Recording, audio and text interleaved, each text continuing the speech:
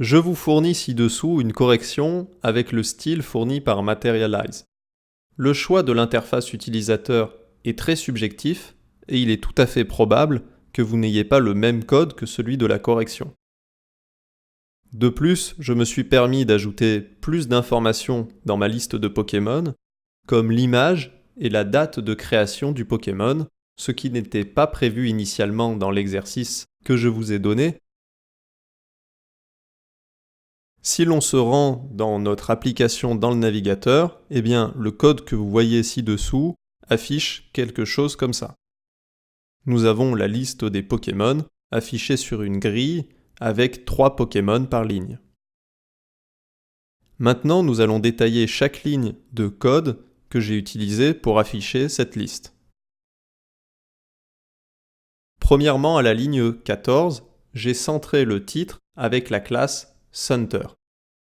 C'est une classe de Materialize qui permet de centrer du texte. À la ligne 15, j'ai appliqué la classe Container sur une balise div.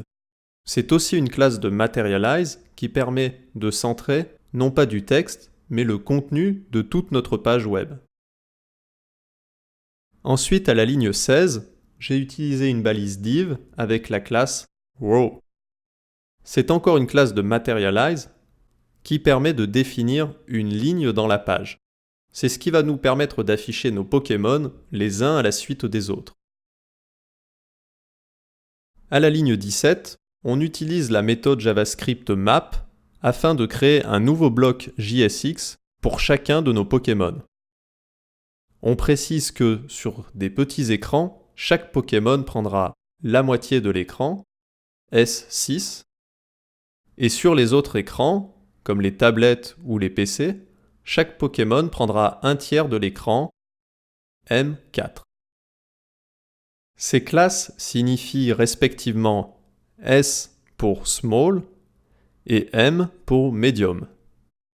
Le container que nous avons défini précédemment possède une largeur arbitraire de 12. Donc S6 signifie prend la moitié de l'écran sur des écrans de téléphone. Car 6 est bien la moitié de 12. C'est le même processus pour M4. À la ligne 18, on ajoute la propriété key, car c'est indispensable pour une liste en JSX. On utilise logiquement l'identifiant unique de chaque Pokémon comme valeur pour la clé.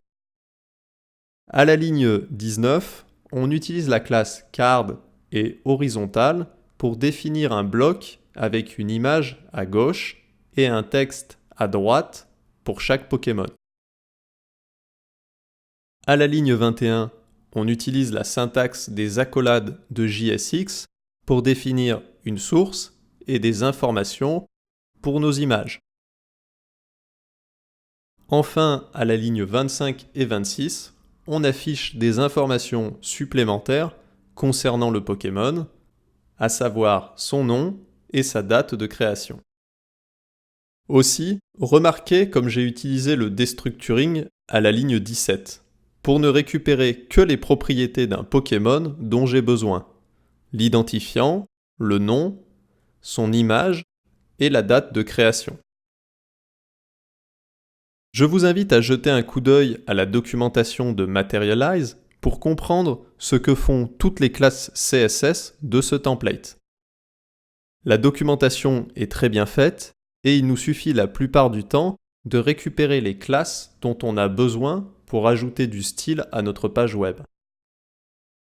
Au final, vous devriez obtenir la liste des Pokémon qui s'affichent dans votre navigateur après avoir lancé l'application avec npm start bien sûr.